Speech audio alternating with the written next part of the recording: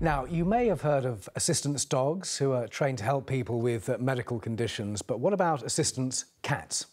Ian Fenn has autism and he's trained his cat Chloe to help him through everyday tasks like grocery shopping. But here's what happened when he was shopping with her in a Sainsbury's in South London.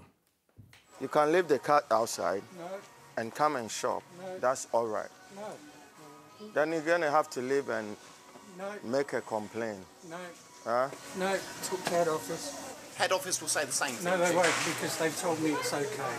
And they said if I have any problems, I should contact them. Well, Ian is now suing the supermarket for discrimination. A little earlier on, he told me about that incident we just saw. It was particularly bad because I'd messaged Sainsbury's via Twitter prior to visiting, and they said I shouldn't have any problems. So I was in the store, and I'd also visited 2 previous Sainsbury's stores without a problem. So it was devastating, really. In that I was expecting just to be able to do my shopping, be left alone to do that, and leave. And I was, stopped by a security guard who told me to leave. And no matter what I said to him, I tried to explain the law.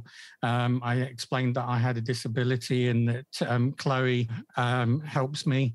And he just wasn't having any of it. So in the end, I did have a shutdown, and I just wanted to leave the place. So I paid for what was in my basket and left, upset. Now, we all know about guide dogs. A few of us have heard of assistance dogs, but service cats, not so much. Tell us how Chloe is so important to you. She prevents sensory overload. I think she does that by giving me something to focus on. I've treated her for human cat allergies and that kind of thing. I've put a lot of work into being able to take her out, and she makes life so much easier for me. I was diagnosed as autistic only 2 years ago at the age of 49.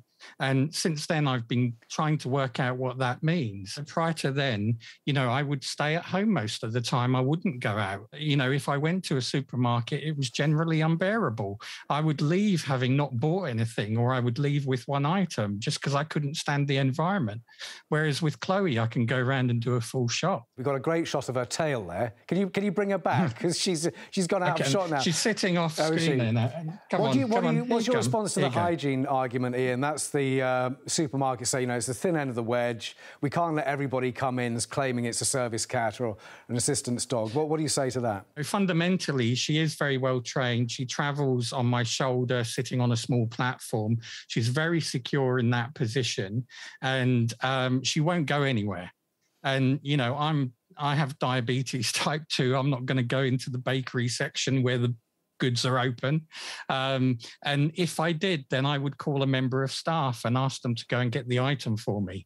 So I've thought about these things, because I think it's important to do that, if you're going to take, an animal into that environment. And the thing is that I've had conversations, with competitors to Sainsbury's, and they've said, sure, no problem, come along. You seem up for the fight. I mean, you're going to keep going, I presume, with the campaign. I am indeed. It's not, I didn't want to take court action, but it's the only avenue open to me.